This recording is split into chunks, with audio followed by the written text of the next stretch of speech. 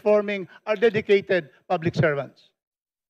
I would wish to therefore state that we agree and we accept the reduction of the budget of the DPWH from the previous submission to the present one to the tune of 29.9% reduction. 255 billion.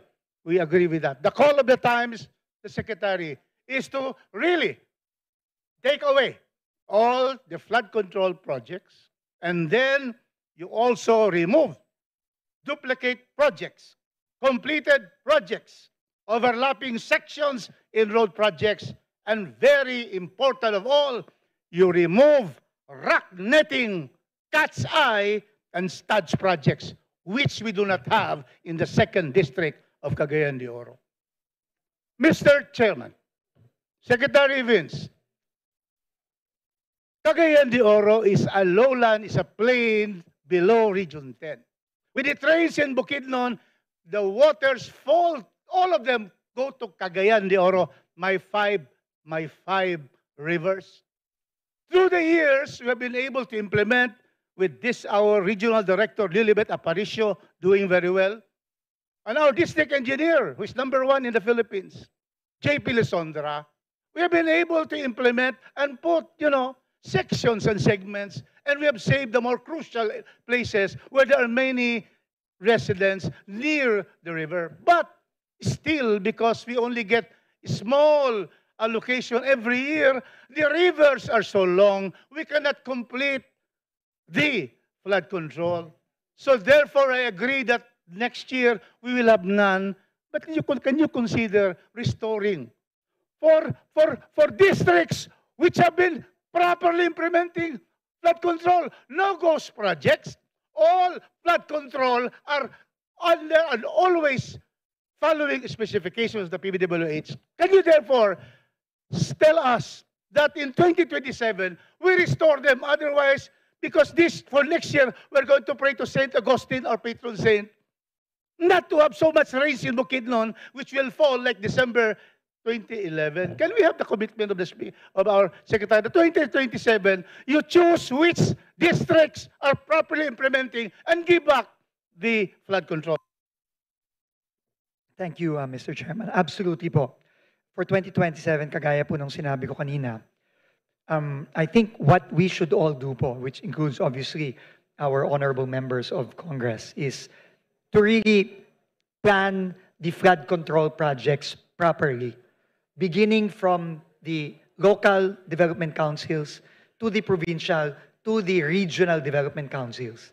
And yun pong mga priority projects which include flood control na alam po natin kailangan ng mga areas tulad ng Cagayan de Oro at iba pang mga low-lying areas sa bansa. Gawin po natin ng maayos, gawin po natin ng tama, planuhin po natin ng mabuti. At yun po ay kinukomit ko po. Kung ako pa po ang DPWH Secretary at that time. You will be. Gagawin po natin yan, Mr. Chairman. You will have my commitment there po to really do this right, no, sa susunod na budget sa 2027. Thank you with that particular guidance, Secretary. So we are through with floods. So that's again, next year, that's okay. It's the call of the times. There will be prosecution, investigation, and very happy with the President creating the Independent Commission for Infrastructure. So let's go now to the second issue. The second one is traffic of Cagayan de Oro. There is only one highway from Butuan to Iligan to Cagayan de Oro to Butuan. That is the BCIR Road, Butuan, Cagayan, Iligan Road. Isa lang yan. Grabe na ang traffic dyan ngayon, Secretary.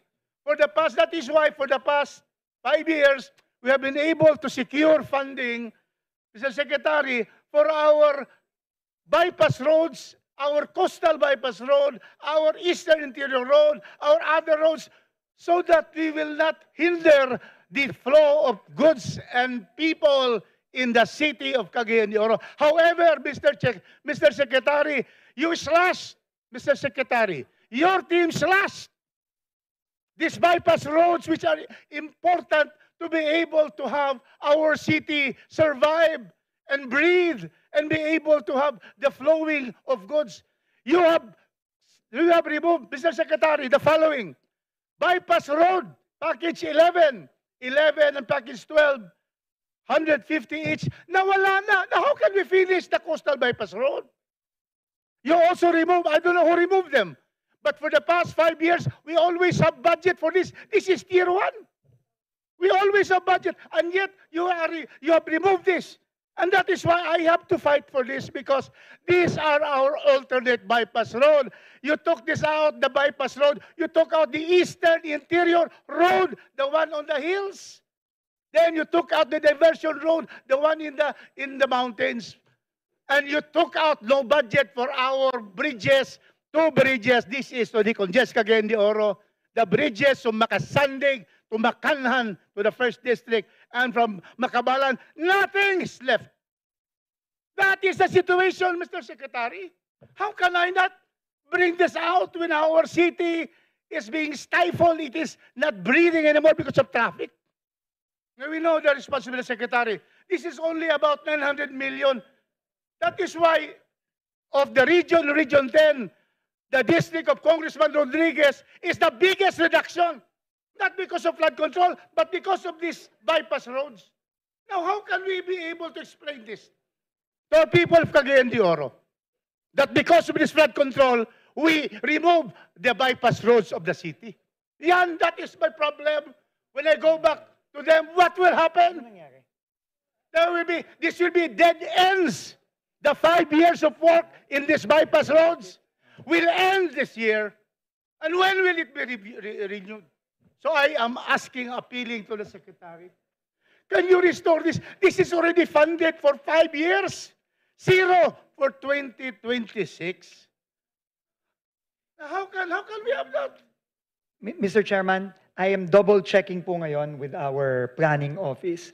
Mukha po ang nangyari dito na sama po siya dun sa paglilinis dahil I think it was looked at as multiple packages, but we will. Of course, it will be multiple package 11, 12. It's a very long coast. It is about 26 kilometers coast. We have finished only, the first phase is finished, Secretary Babe Singson. It took us 9 years, but it was finished. Because every year, mayroon. Dito, wala. Yeah. Mr. Chairman, I'm just in discussion right now with the planning office.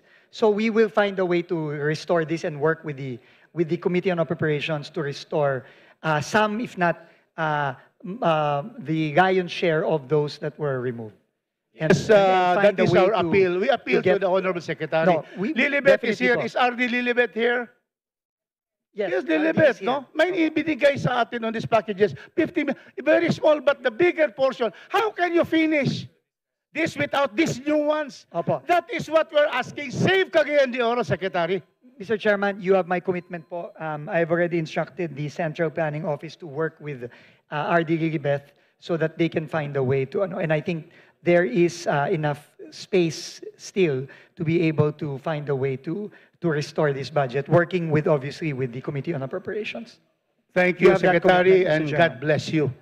And Thank you St. po. Agustin And bless our you. apologies, Mr. Chairman. Thank Mukhang you. nadamay lang po ito dun sa